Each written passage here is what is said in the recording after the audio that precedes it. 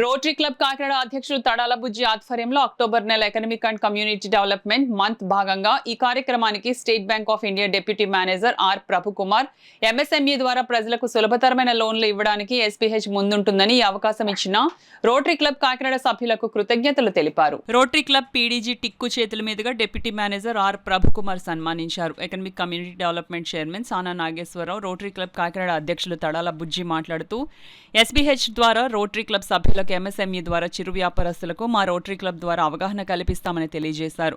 కావాల్సిన లోన్స్ వివరాలను తెలియపరిచిన స్టేట్ బ్యాంక్ ఆఫ్ ఇండియా వారికి కృతజ్ఞతలు తెలిపారు. ఈ కార్యక్రమంలో రోటరీ క్లబ్ కాకినాడ అధ్యక్షులు Tadala Bujji, Andalu Vijayalakshmi, secretary Gode Satya, State Bank Nagaraju, Excel Ramesh, Ankur, Namana Ramesh, Mummidi Satyanarayana, Krishnamohan, senior Rotary Club సభ్యులు పాల్గొన్నారు. అంటే ఒక పరిశ్రమ పెట్టాలంటే వాళ్ళకి ఎన్ని రకాలైనటువంటి సానుకూలతలు అనేక డిపార్ట్మెంట్ నుంచి రావాల్సి ఉంటుంది కదా. మరి ఈనాటికి కూడా మన దేశంలో ఆ పరంగా చాలా ఇబ్బందులు ఎదుర్కొంటూ ఉంటారు. కానీ చైనాలో అది చాలా సులువైనటువంటి విధానంగా చేశారండి. ఫలితంగా ఏమైందంటే వాళ్ళ ప్రధానమైనటువంటి ఉద్దేశము ఏమిటంటే ఎక్స్పోర్ట్ ఓరియంటెడ్ ఇండస్ట్రీస్. చిన్న పరిశ్రమలైనా చిన్న వస్తువులైనా ఈనాడు మనం చూసినట్లయితే మార్కెట్లో చాలా మట్టుకు ఇంక్లూడింగ్ మన గృహ నిర్మాణానికి సంబంధించిన విషయాల నుంచి మొదలు పెడితే కార్లు, ఏసీ బస్సులు చాలా వరకు కూడా చైనాకి సంబంధించిన భాగాలు లేకపోతే చైనాకి సంబంధించినటువంటి ప్రోడక్ట్స్ వస్తూ ఉన్నాయి. కారణం ఏంటంటే అక్కడ గవర్నమెంట్ ఇచ్చినటువంటి ప్రోత్సాహంతో మనకు లాంటి సామాన్యులు, ఆసక్తి కలిగిన వారు వాళ్ళు పరిశ్రమను స్థాపించి ఆ పరిశ్రమల ద్వారా విపరీతమైనటువంటి ఉత్పత్తిని వారు చేయగలిగారు. చేసినటువంటి ఉత్పత్తిని వారు చక్కగా ప్రపంచం అంతా కూడా మార్కెట్ చేయాలి. తర్వాత ఇన్కమ్ ట్యాక్స్ రిటర్న్స్ అనేది అప్లోడ్ చేయాలి. అప్లోడ్ చేసిన తర్వాత రిక్వైర్డ్ డాక్యుమెంట్ అంటే కేవైసీ, ఆధార్, పాన్, ఉద్యోగం రిజిస్ట్రేషన్ ఇటువంటివన్నీ అప్లోడ్ చేస్తాం. దాని తర్వాత దానికైతే సిబిల్ చెక్ చేసుకుంటుంది. అంత ఆర్టిఫిషియల్ ఇంటెలిజెన్స్ అనమాట. సిబిల్ చెక్ చేసుకున్న తర్వాత మీ టర్న్ ఓవర్ బేస్ చేసుకుని మీకు ఎంత లోన్ కావాలనేది అది డిసైడ్ చేసేస్తుంది.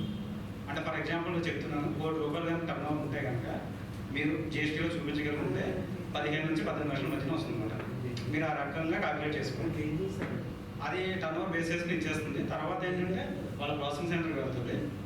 వాళ్ళు ఏంటంటే అక్కడ ఒకసారి చెక్ చేసుకుని మ్యాక్సిమం 99% ఇచ్చేస్తారు. ఎక్కడైనా చిన్న చిన్న డివిజన్ ఉంటే తగ్గిస్తారు వాళ్ళు. ఇప్పుడు దానికి ఎవరికైనా కావాలంటే నన్ను కాంటాక్ట్ చేయండి. డైరెక్ట్ నా ఆఫీస్కి వచ్చేసినా పర్లేదు. మొత్తం కాకినాడ రీజన్ అంతా నేనే చేస్తాను. సెకండ్ ఫ్లోర్ అండి. చిరు వ్యాపారులకి లోన్లు ఎలా పెట్టుకోవాలి, చాలామందికి అవగాహన లేక బ్యాంకులు వెళ్ళి ఎలా అప్రోచ్ అవ్వాలో తెలియక చాలామంది ఇబ్బంది పడుతున్నారు. దానికోసం వివరించి చాలా మాకు అందరికీ చెప్పడం జరిగింది. మేము కూడా రూరల్ ఏరియాలో కానీ టౌన్లో కానీ చిరు వ్యాపారులు ఎవరైతే ఉన్నారో వాళ్ళకి అవగాహన కల్పించి వాళ్ళందరికీ కూడా బ్యాంక్ లోన్లు ఏవైతే ఉన్నాయో 1,00,000, 2,00,000, 3,00,000 కానీ ఇలాగైనా చిన్న చిన్న లోన్స్ ఏమైనా ఉంటే వాళ్ళకి అవగాహన కల్పించి వాళ్ళు లోన్ తీసుకునేలాగా వాళ్ళకి మాకు ఈ మంత్ కమ్యూనిటీ మంత్ అండి, దాంట్లో భాగంగా అలా సపోర్ట్ చేసి ఇదంతా అవగాహన కల్పిస్తామని చెప్తున్నామండి. అలాగే డిప్యూటీ మేనేజర్ గారు నాగరాజు గారు కూడా రావడం జరిగిందండి. ఆయన కూడా ఈ లోన్స్ కోసం మాకు అందరికీ కూడా ఎలా వస్తాయి ఏంటన్న దానికోసం మాకు అందరికీ అవగాహన కల్పించారండి. అందరికీ నమస్కారం అండి.